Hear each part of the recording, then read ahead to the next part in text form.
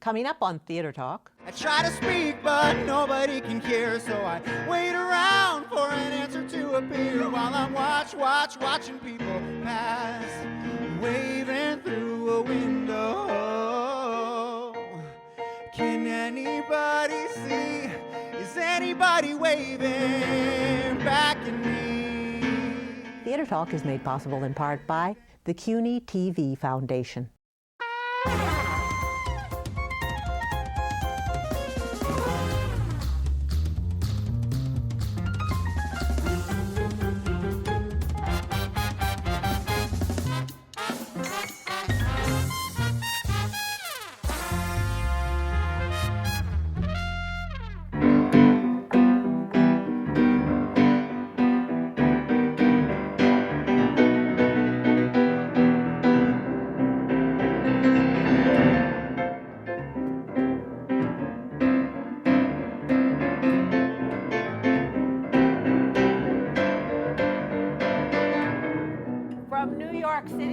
This is Theater Talk. I'm Susan Haskins. This is Jesse Green, our substitute co-host. And this is Sincerely Me from Dear Evan Hansen, one of the big hits of the Broadway season. And we are so pleased to have with us tonight Dear Evan Hansen's composer-lyricists, Benj Pasek Justin Paul.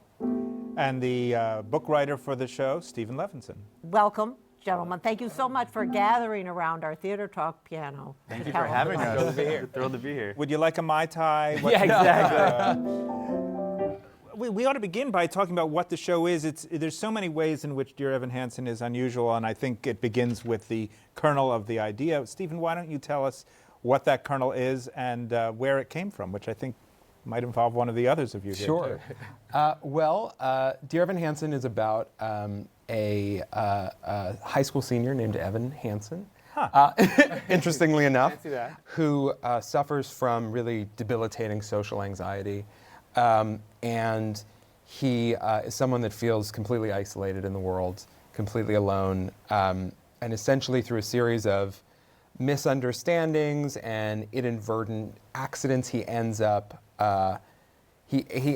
seeming to have been best friends with a fellow classmate who has killed himself. And through this mistaken identity, he forms a connection with this boy's family, and the family forms a connection with him, and a sort of strange healing process begins for all involved. So it's autobiographical. Exactly, yes. Well, it is partly autobiographical in one small way. Yes. You want to tell us about that? Yeah. It was based on, very loosely, an incident that happened in my high school of observing that a kid who I didn't really know very well, and many of my classmates didn't know very well, passed away. And once he passed away, he became everyone's best friend after his death. And people began to use his death as a means of being seen and being heard and being noticed in a way. And I sort of did it too, and I became sort of obsessed with this kid who I didn't really know. But people would also use his death as the subject of their college essays, and in these really sort of messed up ways. And when Justin and I met and we went to college together, we would also talk about this idea, and that this phenomenon wasn't just with this singular kid who had died, but also the way that 9/11 affected our generation, or the way that we glom onto a tragedy that might not necessarily belong to us, but that we want to insert ourselves into a tragedy that we don't own, and feel a part of something and feel a part of a community, because it's a reason to connect with other people. And your protagonist, so brilliantly played by Ben Platt, is a guy who has very little connection with anybody at the beginning of our show. So it's a study of that as well, adolescent isolation. Yeah, I think human isolation. Yeah. Social media is obviously a key theme. When did that part of the story come into play, and how did you decide to take this kernel of an idea and build it into, of all things, a Broadway musical? I mean, there are a lot of things you might think you might make out of this, an after-school special, or a serious play with no music. I'm glad you did it, but whose crazy notion was that? Well, you know, we had talked, as Benj was saying, we had talked in college about this idea, and this was pre-social media. So this was just seeing how people in our generation and generations above us, and since below us, have sort of, in their small communities, tried to become part of a tragedy, become part of something. As he said, people would write their college essays about how 9/11 changed their lives or someone's death changed their lives. This was sort of the existence of the celebrity death online, and the responses to that. I have my Robin Williams story, or I had my, who fill in the blank. Everyone saying their connection to it, and we always found it fascinating, and we always wanted to just try to write a musical of it because that's what we do. So I think we never thought about, is this a good musical or not? It was a story that was compelling to us, and so we thought we wanted to try to write a musical of it. Our producer on the show, Stacy Mindich, came to Benj and I now probably, I don't know how many years ago, 8 years ago or something, 7 years ago, and sat and said, what's the idea that you guys have always had that you'd like to make a musical of that you think no one would want to do? And we said, well, we definitely have one of those. That's good producing. Right? Yeah. I mean, absolutely. And so we said, well, here's this thing we've been kicking around. And I know she has since said in her mind, she thought, well, I'm really devoted to these guys and I want to do something that they want to do. I have no idea how to make that a musical, but that's what they're passionate about. And so I'm going to support it. And so she supported it. She helped us find Steven. Did you know Steven before? We didn't know Steven. We knew sort of his work, and we really sort of dove into it at that time, and then got to meet with him, and we hit it off initially, and then we sat and talked for a long time about. We had a bunch of themes that we wanted to write about. So we wanted to write about our generation's response to tragedy. We wanted to write about the world's response to tragedy, or why we lie about certain things, our identity online, our identity to other people. And you have the grieving mothers. I mean, you have the whole reaction of different people in generations to grief. Yeah. And we sort of said we wanted to write a show about all of those things, and we had this sort of kernel of a story. And Steven said, okay, I am processing all of that. Now let's figure out what is the story of this show, because we can't just write themes. Yeah. Well, and I think the way that we entered into the story was really figuring out, we knew we wanted to write something about connection and disconnection. And it felt like, I remember asking ourselves, well, who's a character that is incapable of connecting? What would that person be? And that should be the center of the thing. Well, that's a good moment to talk about one of the songs in the show that Cue we the want to song, hear. yeah. This is a song that's The early book in writer the is always show. setting up the song. Yeah. Yeah, exactly. This is early in the show, and not necessarily the place where you would always expect this kind of number. I want to talk about that, but first let's hear a bit from Waving Through a Window, which is sort of this isolated character setting up his reality. This is a solo for Evan Hansen. About how far into the show would you say? Within the first 6 minutes or so? Very soon. 10 So minutes, it's in the place where you would expect to be introduced to the main character in a musical way. Right. Perhaps not so angsty. Yeah, well, it's in a spot that I think would be traditionally the "I Want" song, but really, he's wanting someone to wave back at him. He's wanting a connection with another human being. Wonderful. So,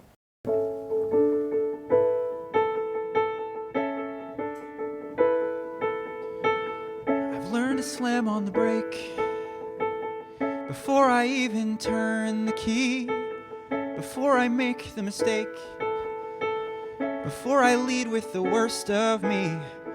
Give them no reason to stare, no slipping up if you slip away. So I got nothing to share, no, I got nothing to say. Step out of the sun if you keep getting burned. Step out of the sun because you've learned.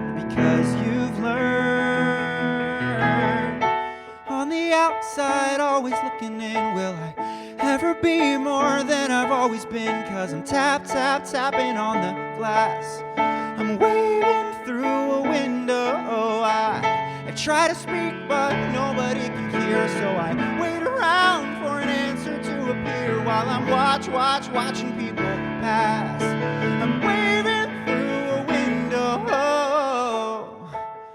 Can anybody see? Is anybody waving? When you're falling in a forest and there's nobody around, do you ever really crash or even make a sound? When you're falling in a forest and there's nobody around, do you ever really crash or even make a sound? When you're falling in a forest, there's nobody around, do you ever really crash or even make a sound? When you're falling in a forest and there's nobody around, do crash or even make a sound? Did I even make a sound? Did I even make a sound? It's like I never made a sound. Will I ever make a sound? On the outside, always looking in. Will I ever be more than I've always been? 'Cause I'm tapping on the glass, waving through a window. I try to speak, but nobody can hear, so I wait around for an answer to appear while I'm watching people pass, waving through a window. Can anybody see? Is anybody waving back at me? Is anybody waving?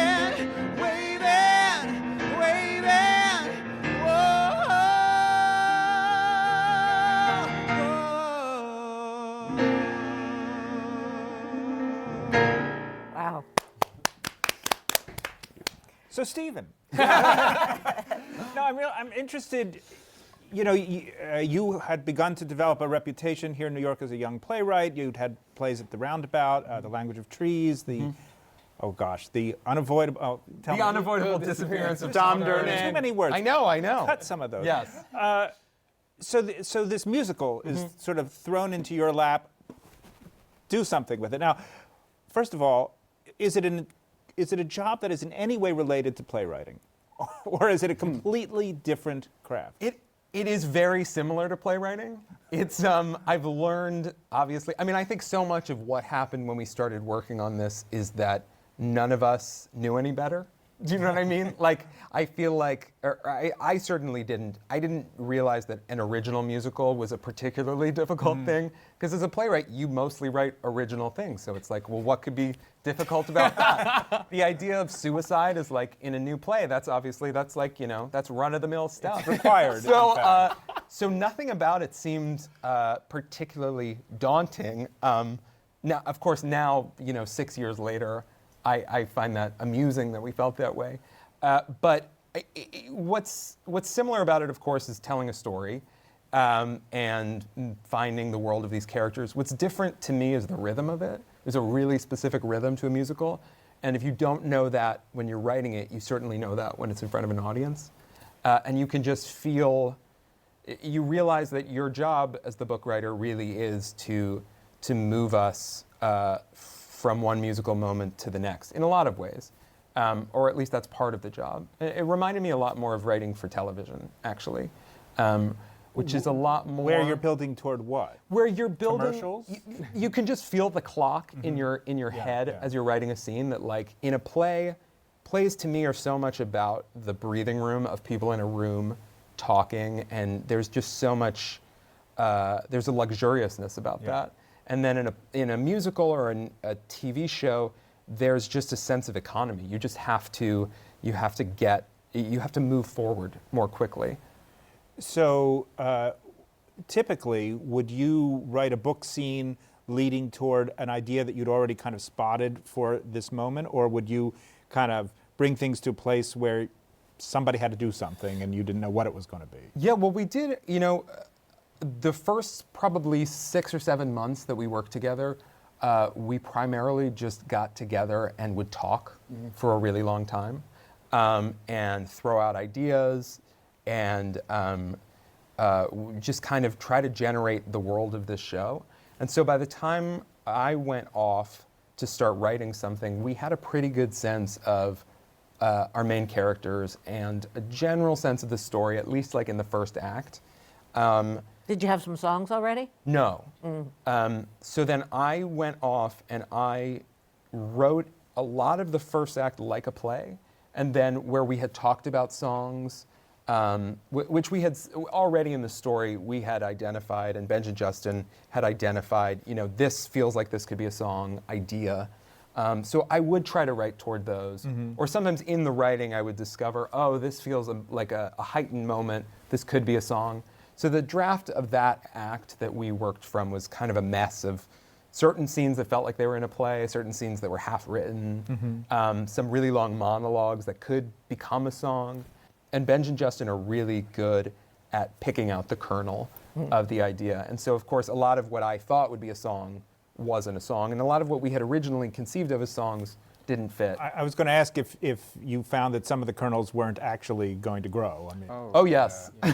how many songs do you suppose you wrote over the course of the process? I'd say there's probably a cut song for every moment. Show. Yeah, so there's another musical. Exists. We'll be seeing that in 30 years at BAM. It's very similar though. But I think when you guys ask like what made this a musical itself, I think that a big thing had to do a big moment that shifted for us in discussing it was when it became we were sort of making fun of people who were grieving online, or really looking at it from a very cynical perspective. Parody in a way. Like why do people do this? You know, and sort of wagging our finger at these people. There was a whole song of people, like, to think so differently. We had an opening number that was all these sort of ridiculous, over-the-top online posts. Can you remember any of that? Yeah. You want to play a little bit? I don't know about all that. That's maybe What's one line? it's kept in the box. Well, just like, it was bragging about like your Facebook posts and how great your lives are. But we were really making fun of this culture, and I think that a big turning point for us. There was something about a burrito. Do you remember? Yeah, this? there was a burrito line. Yeah, it was but I think that a big turning point for it was, instead of looking at making fun of why people do this, really trying to empathize with what in a person feels broken enough that they need to join this online movement, or that they need to insert themselves in a tragedy, not judge them for doing it, but say, what about us as a culture? Why are we all so isolated and so alone that we feel the need to be a part of this thing?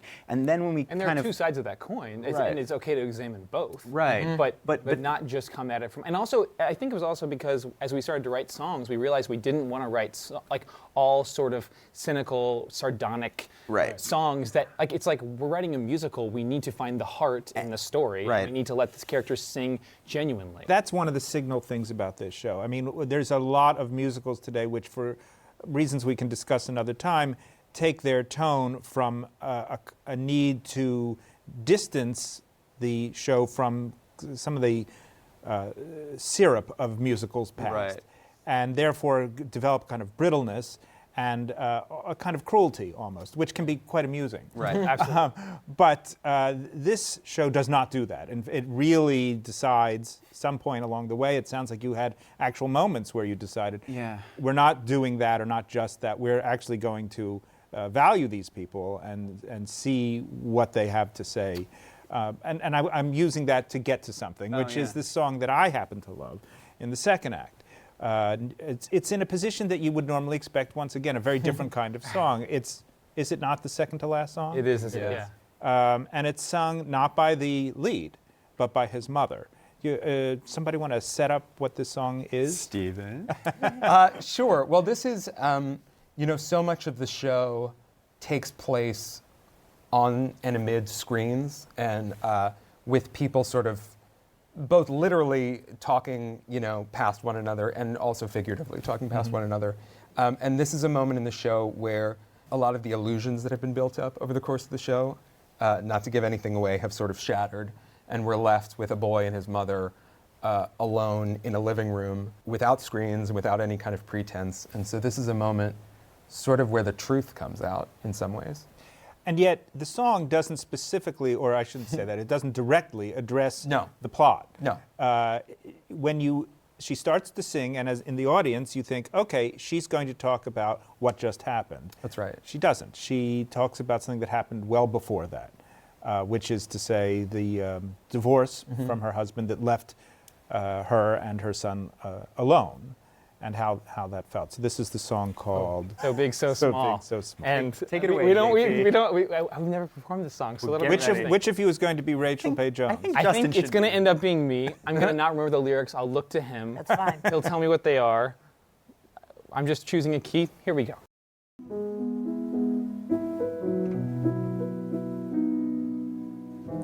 It was a February day when your dad came by before going away.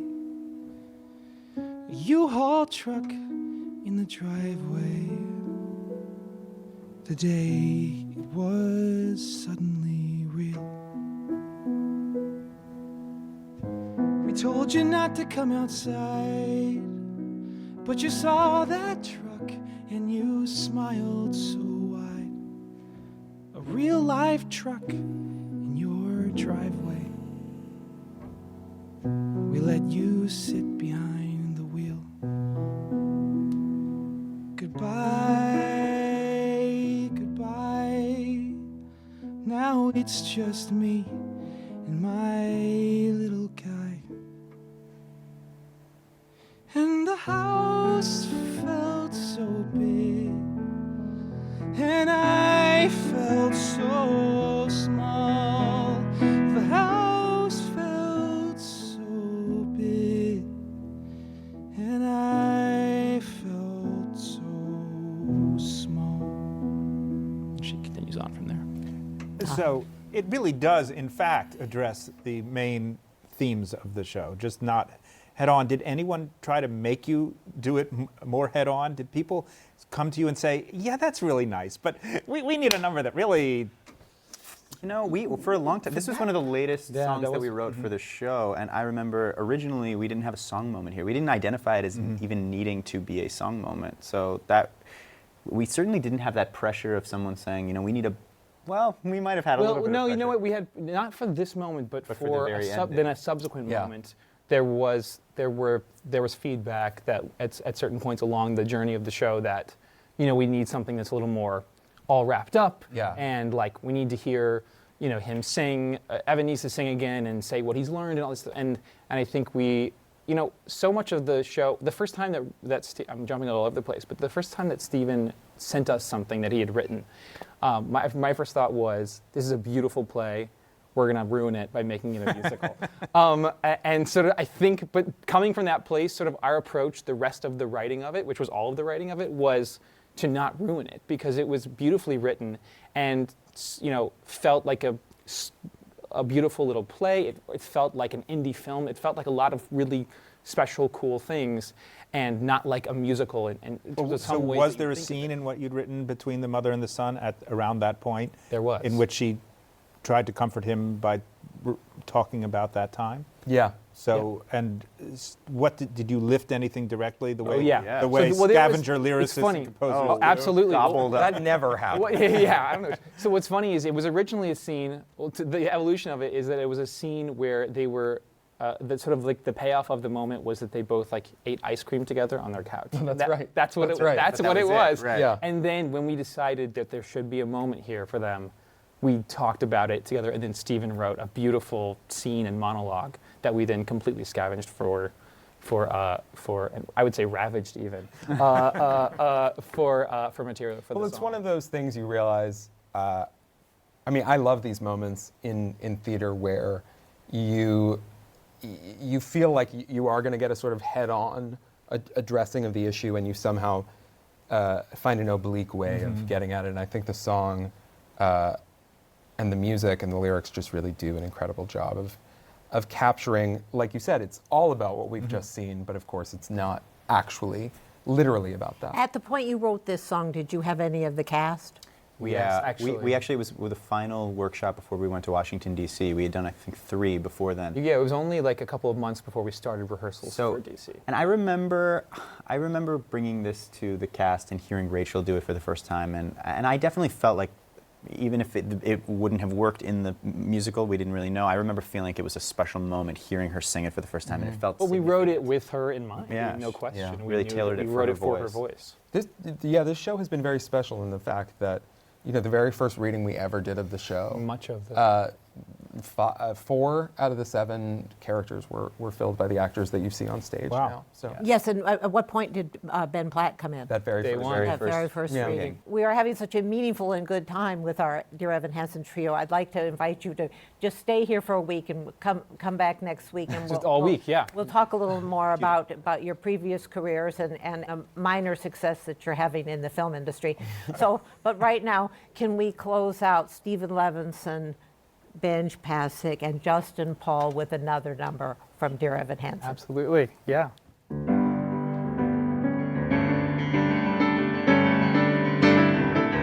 Even when the dark comes crashing through, when you need a friend to carry you, but when you're broken on the ground, you will be found. So let the sun come streaming in, 'cause you'll reach up and you'll rise again, if you only look around.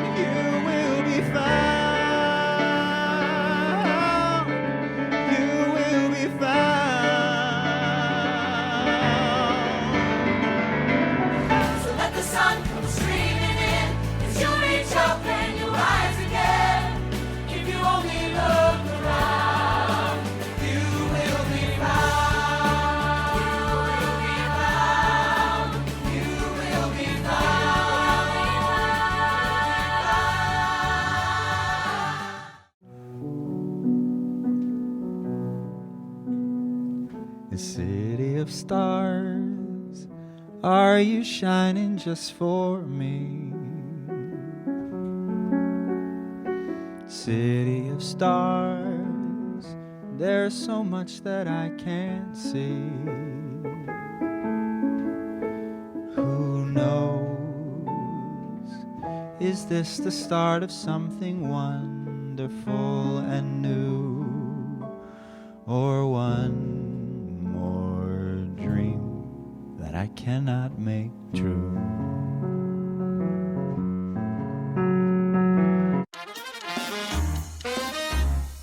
Our thanks to the Friends of Theater Talk for their significant contribution to this production.